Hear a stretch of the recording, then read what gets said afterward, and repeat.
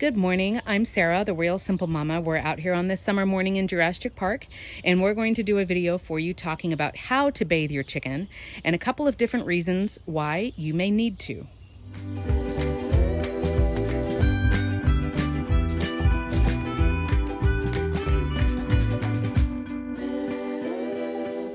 So I have made a mechanism, a setup for bathing my chickens, and I wanted to give you some advice on what I'm going to use, how I'm going to do it, and then here's when you may need to bathe your chicken, and a lot of instances when you don't need to. So hopefully at the end I'm going to be able to give you a clip soon about how I am going to bathe Lacey and give her a little soak for her bumblefoot. So there's a couple of different ways you can do this. The way I'm choosing to do this, and again, I hate telling you on my channel that you have to go buy this thing, you need to buy new and you need to buy expensive and whatever. This is a bin that I think is from Dollar Tree. It's a locking plastic bin with a lid, and you see that my husband has cut a hole out of it, and hopefully I can show you at the end with a chicken in it, but I didn't want her to have to stand out here for a long time. And then I've got some of my medical kit. You can check out right here this video that I'm tagging at the top if you would like to see how I set up a medical kit for my chickens. And it's, you know, it's like the medical kit you have in your kitchen. It's like a just in case type kit. And then I've got like whatever this cheap brand of Epsom salt is. There's two different ways you can bathe your chicken. The first is that we're only going to put like a few inches of water in there, and this is to soak her feet because Lacey has a bumblefoot on her foot. You can see my bumblefoot treatment video here. Remember, I'm not a vet, but this is a way that I treat more minor cases that doesn't involve having to cut into your chicken's foot. It's not invasive. It's not a surgery. Basically, we're just doing a really deep soak, a long soak, and then we're going to use a salve that will draw out the bumblefoot. And bumblefoot, sorry, is pretty much like a staph infection that the chickens get on their feet. So you can see this is a locking bin that only has, I don't know, less than 2 inches of water in it. The point is, I don't want to have to stand here for 20 minutes and hold her because it's hot, it's summer. I don't want her to be struggling. I want her to be comfortable, but I also want her to be safe, because a lot of chickens, you're going to put them in water and either they're going to kind of be in shock and just stand there, or they're going to freak out and knock everything over and get you wet and then run away. Which is what usually happens with mine.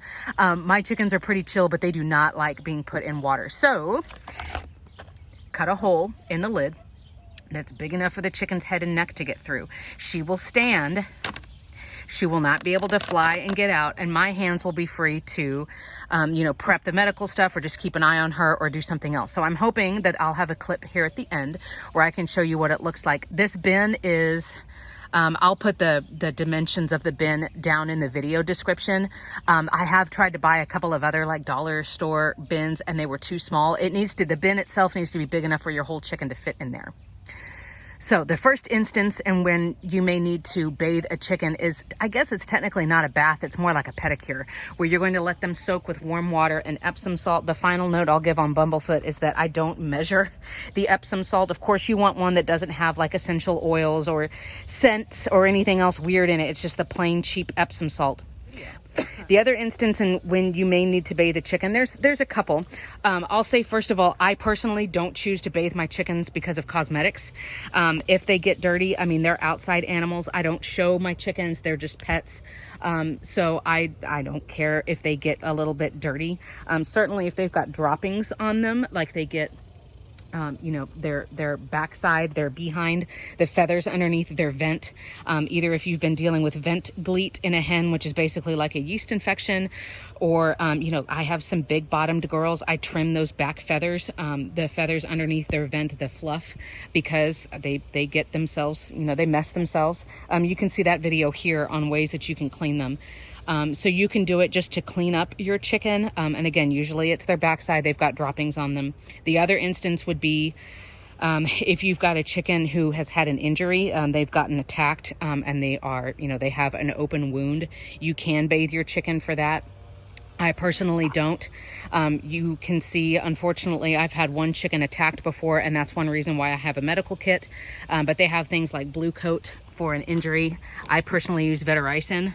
It's an antimicrobial. You just spray it on and let it air dry. You can use diluted hydrogen peroxide on a chicken who's got an open wound, not pure hydrogen peroxide. It's too intense for them. It will give them a chemical burn. And you can also Oh, my mind just went blank. Oh, I'm sorry. You can also use Neosporin that doesn't have the pain relief additive. That's an added chemical that's also dangerous for your chickens. So certainly in the winter months, if you're going to bathe a chicken, you want to make sure that you have like a hair dryer that you can use, not on the heated setting, just on the cool air setting. The other thing you need to be cognizant of, and I don't have any to show you because I've never had them, but if you have any kind of silky chicken or any kind of frizzle chicken, those breeds of chickens do not have the traditional waterproof feathers, so they can't control their body temperature as well. So you would have to be extremely considerate, thinking about, okay, well, it's chilly outside, they're going to get a chill, almost like you're treating like a newborn baby. You know, do they need extra layers? Do you need to keep them inside until they're dry? You want to blow dry them, again, not with the hot air, just with the air on the hair dryer. But again, silkies and frizzles, you can look up those breeds of chicken online, but you can tell by looking at them, they need a lot more help with just with controlling their own body temperature, especially when they get wet. If you have, and of course now my flock has dispersed, tick, tick, tick, tick. If you have any kinds of chickens that have the traditional waterproof feathers, like just the shiny feathers that are straight and they just lay along your chicken's back, those guys are okay. Honestly, in the summer, I will pat mine dry. You know, I'll use some soft towels on my girls to just dry them the best I can, and then I let them back out. Same thing with bathing our dog in the summer. You know, like, it's okay if she's not totally dry, because she's going to run around like an idiot in the yard and dry off anyway. So so with bathing your chicken, again, this is what I recommend, because that way I can lock Lacey in. She can breathe, she can stand, she's fine. She's getting the Epsom salt and the water soaking in to soften that bumblefoot so that I can see what's going on. Hopefully wrap some Prid and everything else on it. Remember, again, I'm not a vet. This is a method that has worked for me, that I use. I've done a ton of research, but I'm not a medical professional. So in that instance, you know, you only need enough water to get her feet. But then, of course, you could also do this same method and have the bin if you are cleaning a chicken's backside, which is not a bad idea to do. Again, we don't want them walking around with dried poop on them. You can see that other video. Or, of course, if a chicken has been wounded, you're trying to get, like, I'm sorry, this is a little, like, you know, morbid, but if you're trying to get the feathers out of the wound, you need to get the dried blood or dirt or whatever so you can see what's going on. You can always put a chicken in something like this. The lid, of course, you only need to use the lid if the chicken's going to have to sit in there for a little while, like with the bumblefoot, or you're using, you know, water to soften droppings that are on your chicken before you take them off. Sorry about the air conditioning. And again, the only thing that I need is a bin that's locking, that I could cut through the lid, a hole that's big enough for her head and neck to come out through, but it's not big enough for her to full body jump out. I use cheap brand plain Epsom salt, no extra junk added in. And then, like I said, you can check out my videos in this playlist that will tell you all about the medical checks that I do on my chickens, the stuff that I have on hand as a just in case, right? Like chicken insurance, right, Lenore? So a couple of things. The first is that I'm glad that I have a box as big as I do, but unfortunately, you know, this is a Wyandotte. She's a pretty big chicken. I wish it was just a couple of inches shorter because she's able to pop her head down in there.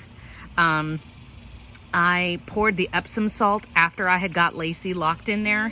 I just realized I unlatched that. Oops. And from now on, I'm going to put the Epsom salt in a few minutes before I catch the chicken to put her in there, so that she's not trying to peck at the salt. It's not that big of a deal, but, you know, obviously she doesn't need to be consuming that. And then she panicked for a second. She's fine now, but she was slipping a little bit. So I don't know what the solution for that will be. Actually, yes, I do. And then you want to make sure that you have your towels and everything out here ready to go for the inevitability of when you're going to have to get the chicken out of there, right, and take the lid off. And then she did panic for a minute. This is brand new for them. She did panic for a minute, so I ended up putting the rocks on that other side, just so I wouldn't have to hold it. Again, the goal is that she can soak her foot in there for a moment. There's no danger to her. I'm around, but now I'm not having to, like, hold her and restrain her. But once we've done this a couple of times and she's more used to it, I'm also probably going to try to put treats here along the edge so that she'll pop her head up. Bloop. But her color looks good. I mean, she's not too hot in there. She's not panting or anything. She's fine now. She's just chilling. But for a minute, there was a little bit of panic, so I had to scramble to grab some stones. And then I realized, because I'm a genius, I caught her out here early, and I don't have my towels out here, so we're going to be using my dress to dry off a chicken, because that's what love is, right? So anyway, let me know in the comments if you've ever had to bathe or soak a chicken. If you're going to be opening your own like fowl salon, let me know what you think about this in the comments. And thanks so much for watching.